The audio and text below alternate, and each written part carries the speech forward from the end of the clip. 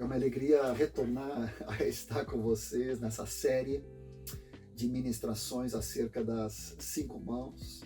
É algo muito prático que até hoje, em cada localidade que o Senhor tem nos colocado para servir nesse dom, nesse serviço de natureza apostólica, podendo cooperar com tantas equipes ao redor do Brasil e do mundo, podendo ver como o Senhor, com tanta simplicidade, ao mesmo tempo no sobrenatural dele, ele vai estabelecendo e vai operando na sua igreja com dons, serviços e ministérios. A terceira mão que queremos salientar com todo destaque é a mão da família. A mão da família respaldando, abençoando, cobrindo, cooperando, auxiliando, sustentando nossa vida e ministério diante do Senhor. De novo, parece que às vezes é difícil, porque cada mão é tão importante que nós precisamos dar uma atenção exclusiva. A palavra de Deus, ela é muito forte a respeito dessa prioridade sempre de nós sermos, a questão do caráter da vida, antes daquilo que podemos fazer, servir, ministrar, carisma, serviços. Tudo isso é precioso, mas a prioridade correta sempre é aquilo que somos. E quando o Senhor nos coloca nessa fornalha e vai nos moldando, não tem outro lugar melhor do que a nossa própria casa, família, esposa, marido, pais, filhos.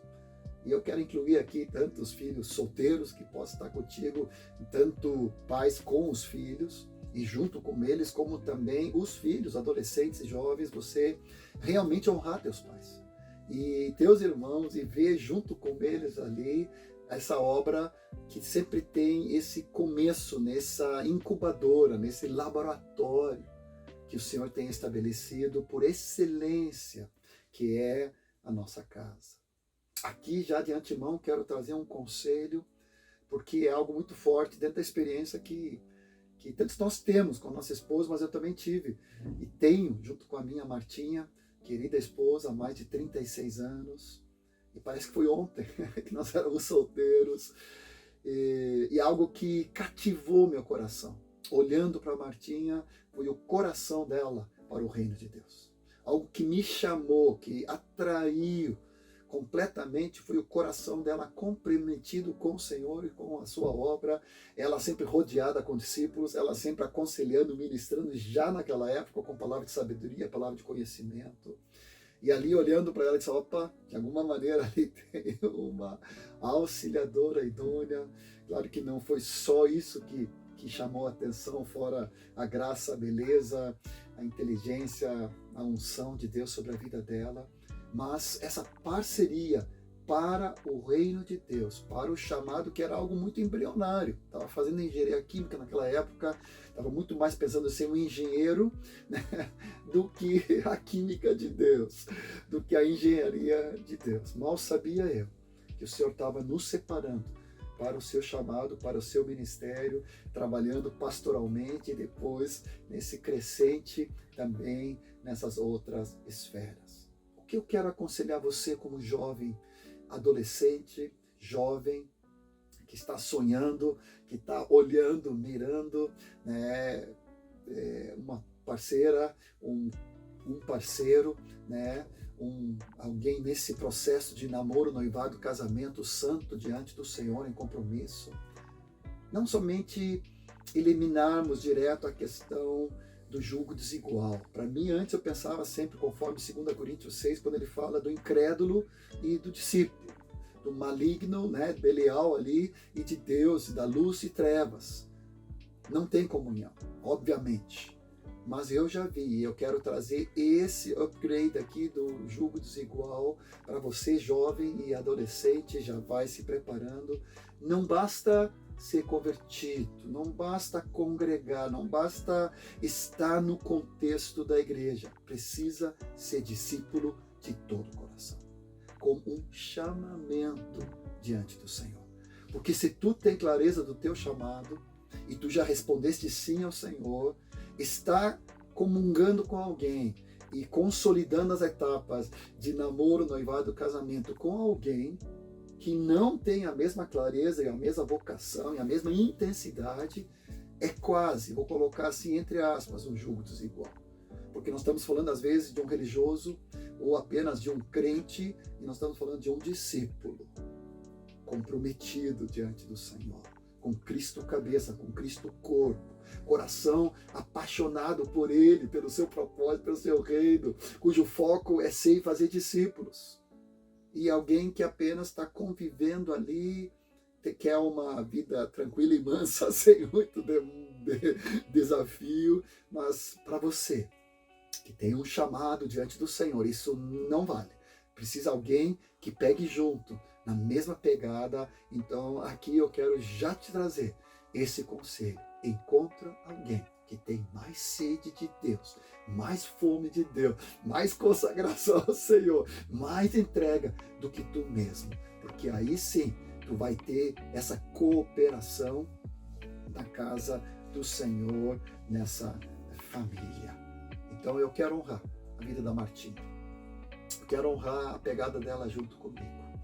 Quero honrá-la como auxiliadora, parceira, né, onde temos trabalhado com nossos 3 filhos hoje casados, o Jonathan, Dani e Michael, que desde guri respaldavam nossa vida em ministério. Onde também desde guri começamos a envolver eles nesse ministério para que eles pudessem experimentar a alegria de sermos, eu e a minha casa, queremos servir ao Senhor. Algo que é um exemplo próprio, que traz um pouco daquilo que nós queremos trazer aqui para você. Eu me lembro como adolescente, jovem, o mais próximo do casamento, já estava envolvido com liderança dos jovens na igreja, estava já com discípulos, estava reunindo eles na minha casa, tendo a alegria de ser e fazer discípulos, sendo fundamentado pelo Erasmo ali na época, nosso querido e saudoso paizinho, que já está na glória.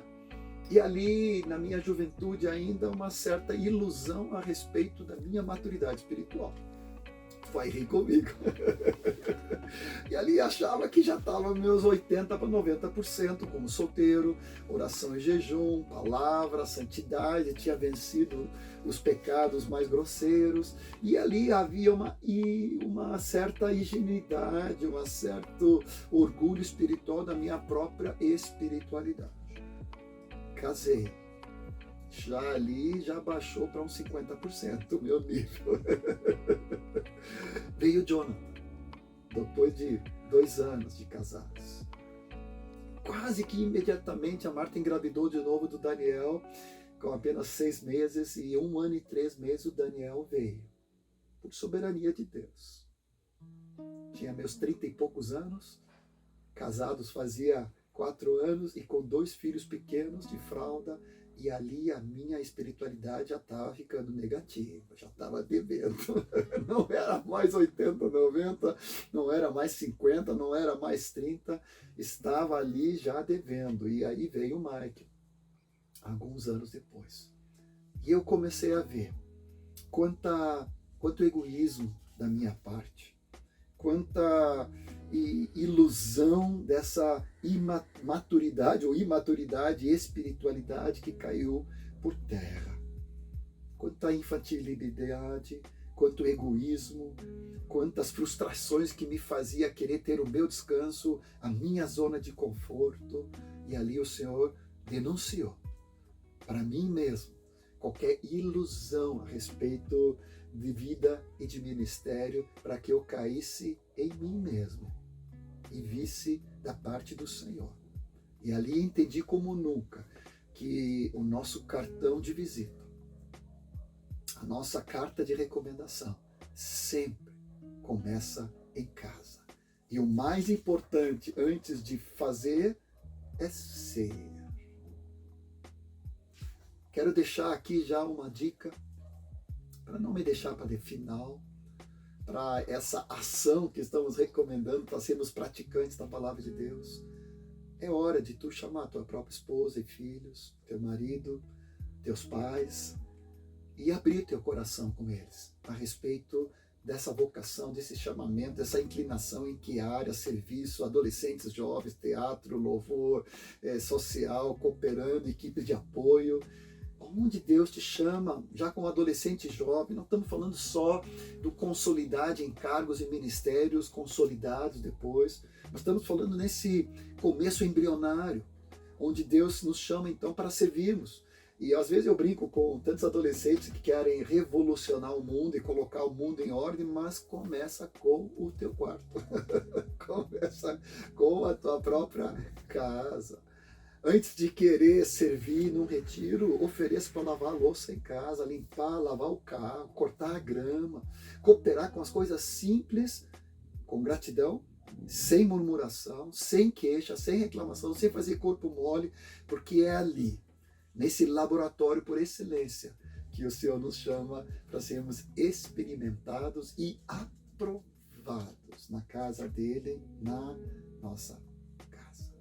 1 Timóteo 3, quando fala a respeito daquele que aspira a servir na igreja de Deus, como ele fala, a casa de Deus, né, que é coluna e baluarte da verdade, capítulo 13, ele fala sobre isso, ele diz que aquele que aspira, excelente coisa almeja, ou seja, é algo que nós precisamos querer, mas ele fala do primeiro ponto, quem cuida e quem governa bem a sua casa, também poderá cuidar da igreja de Deus. Então, olha só como é importante a prioridade, capítulo 3 de 1 Timóteo, assim como Tito, capítulo 1, vai nos colocar essa prioridade do cuidado, do exemplo, da vida prática da nossa casa. Quantos jovens, quantos homens já amadurecidos e mulheres têm uma facilidade de servir fora, mas não é submisso ao seu próprio marido em casa. Quantos adolescentes e jovens se qualificam, querem se dispor para ajudar em retiros e profetizar, e louvor e adoração, e música e palavra, mas não querem, com a mesma intensidade, servir aos seus pais. Às vezes os pais incrédulos, que precisam desse testemunho na sua própria casa. Então, essa prioridade, quem não governa bem a sua casa, como cuidará da igreja de Deus? Em toda palavra, se a gente quisesse começar com a família de Noé, lá em Gênesis, capítulo 6, ele vai mostrando essa expressão, capítulo 7, que Noé, com seus 3 filhos, eu sempre me identifico por ter 3 filhos homens, ele, a sua esposa, Noé, totalmente diferente de Ló, que não soube levar nem a sua esposa direito, porque depois ela virou estátua de sal, nem as suas filhas em santidade, porque os seus genros não queriam acompanhá-lo, mas aqui Noé, capítulo 6 e 7 de Gênesis, havia um homem justo na terra naquela época, que pôde levar salvação a toda a sua casa. Seus 3 filhos, a sua esposa em primeiro lugar e também seus 3 noras. Família de Abraão, Gênesis 18, versículo 19, eu tenho escolhido, a fim de que ele ordene a seus filhos e a sua casa depois dele, para que guarde o caminho do Senhor, para praticarem retidão e justiça. E de novo aqui há um contraste tão grande com a família de Ló e as consequências, as bênçãos e as maldições, as bênçãos de Abraão e também ali as maldições da casa de Ló por não servir e não dar prioridade à sua casa.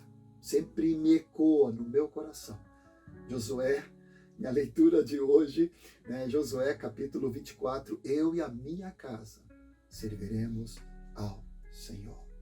Deixa eu te falar para ti, guria, um exemplo de uma senhora, moça, chamada Abigail na Bíblia. Ela já era casada com um homem, infelizmente esse homem se chamava Nabal, que é homem de Belial, completamente descabido a atitude de Nabal, contexto de Davi em 1 Samuel, capítulo 25, vai falando a respeito dessa história, da prudência dela, da sabedoria dela, da iniciativa dela.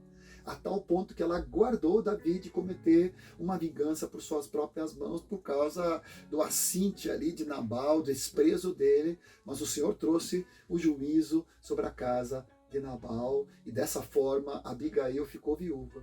E pela prudência de Abigail, pela sabedoria dela, o Davi, naquele contexto, naquela dispensação, naquela época, chamou ela para ser esposa dele, para ser uma, né, das esposas com prudência, com graça e com sabedoria. Eu quero aqui concluir com a família de Priscila e Áquila, casal do Novo Testamento. Atos 18 fala sobre eles, depois também, tanto Romanos 16, 1 Coríntios 16, vai falar desse casalzinho, onde sempre parece que a esposinha ela é um pouco mais rapidinha, mais assim, pronta para toda boa obra. Parece que Áquila era meio puxado de arrasto, né? Mas até que enfim, o próprio Áquila apertou o cinto, tomou a envergadura, assumiu o sacerdote, profeta e rei da sua casa, e nós vemos esse casal como coluna e baluarte junto com Paulo no seu ministério apostólico.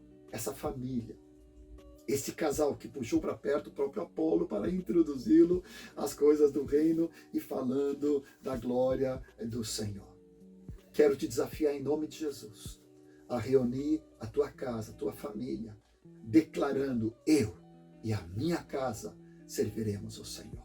O primeiro, respaldar, abençoar, proteger, repartir, corrigir, vem da tua casa, da tua esposa, do teu marido, dos teus filhos, solteiros ou casados, dos teus netos, no meu caso hoje. Precisamos ser exemplo e modelo. O ser antecede a fazer. Que o Senhor te abençoe, em nome do Senhor Jesus, e logo mais depois me acompanhe na quarta e na quinta mão, em nome do Senhor Jesus.